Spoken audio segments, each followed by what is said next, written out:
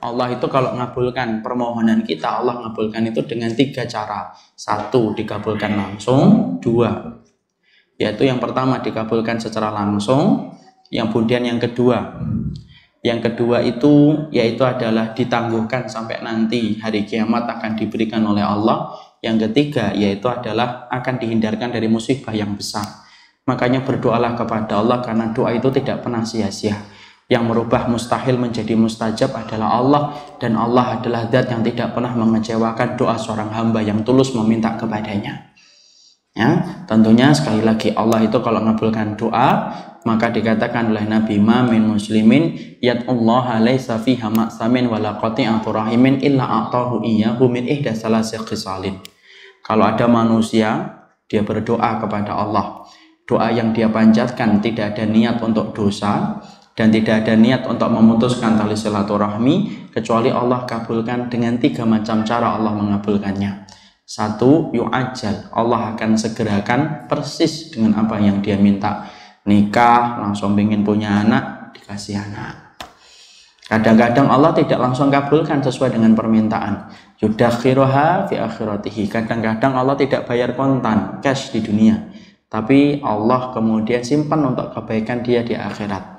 Ibu minta supaya anaknya sholih, suaminya sholih, tapi apalah daya, suaminya tidak kunjung sholih, anaknya tidak kunjung sholih. Bukan berarti Allah tidak ngabulin, Allah ngabulin ibu, tapi buat kebaikan pahala ibu nanti di akhirat. Makanya ada orang yang mereka itu ketika ditimbang, tiba-tiba ditambahkan oleh Allah dengan pahala yang besar. Orang itu berkata, ya Allah, apa yang tersisa dari amalku kok tiba-tiba ditambah? Maka Allah menjawab, ini karena doa-doa yang kamu minta ketika di dunia, aku kumpulkan menjadi pahala yang memberatkan amal timbanganmu ketika di dalam mizan. Makanya minta apa aja. Kapan lagi kita minta jadi pahala ibu? Kita ngelihat orang punya rumah gede, tapi dipakai untuk ketaatan dan dipakai untuk kajian ilmu. Mintalah, ya Allah, saya kalau punya rumah segede itu saya akan buat untuk kajian. Saya akan buat acara pesantren kilat. Saya persilahkan anak-anak untuk belajar. Minta saja, dikasih pahala oleh Allah. Mintalah yang banyak. Makanya pernah dikisahkan dalam satu riwayat, Nabi meminta dari habis asar sampai maghrib. Masya Allah ya, padahal kita itu kalau sudah doa 5 menit aja sudah mentok, apalagi Rasulullah SAW itu dari habis asar ibu sampai maghrib itu meminta, tangannya tidak turun-turun. Rasul dalam riwayat yang sahih. Ya. Kemudian disitulah kita mendapati semua kebaikan kita akan diberikan oleh Allah di akhirat. Contoh siapa? Ibunda Aisyah minta punya anak kan, tapi tidak dikasih kan sama Allah di dunia kan, karena kemungkinan besar Ibunda Aisyah diberikan penggantinya di akhirat. Kemudian yang ketiga, kalau tidak diberikan di akhirat, dihindarkan dari musibah yang besar. Contohnya kita minta, ya Allah, minta saya mobil ya Allah, supaya ngaji nggak kepanasan, nggak kehujanan. Ya, pakai motor tuh sebenarnya kalau panas tidak kehujanan, kalau hujan tidak kepanasan. Kemudian dia minta itu, dan ketika minta itu ternyata sampai lama, sampai beliau meninggal juga tidak diberikan itu. Bukan berarti Allah tidak sayang kepada anda, Allah menghindarkan musibah yang besar.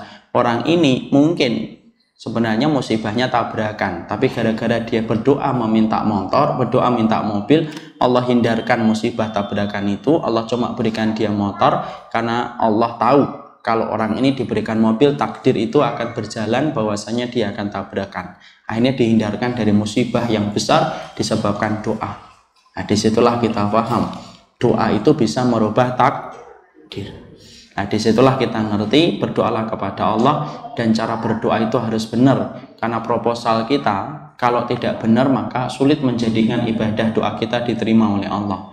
Ibu harus paham tentang zikir, doa itu bagaimana, yang tidak boleh itu apa, karena doa merupakan salah satu intinya ibadah itu doa. Ad-doa'u huwal ibadah. Makanya Nabi sampai mengatakan doa itu ibadah, doa itu ibadah, doa itu ibadah. Makanya saya peringatkan juga nanti menjelang Ramadan ini, pergunakanlah, jadikanlah Ramadan itu momentum kita untuk berdoa.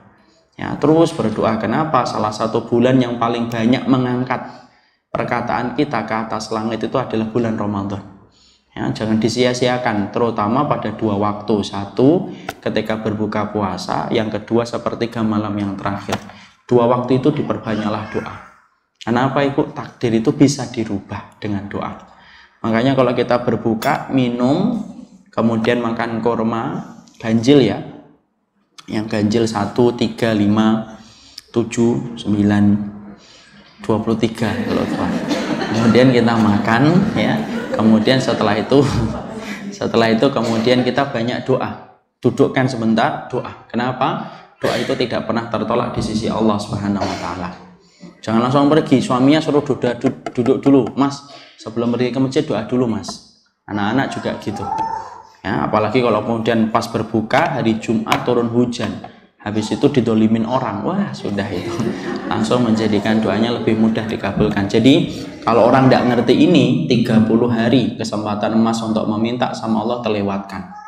Yang kedua yaitu ketika sepertiga malam yang terakhir, tolong Ibu jangan pernah hidupkan TV pada sepertiga malam yang terakhir. Malu banget sama Allah itu, malu banget. Allah sedang turun ke langit bumi, kok kita tega-teganya malah melihat maksiat.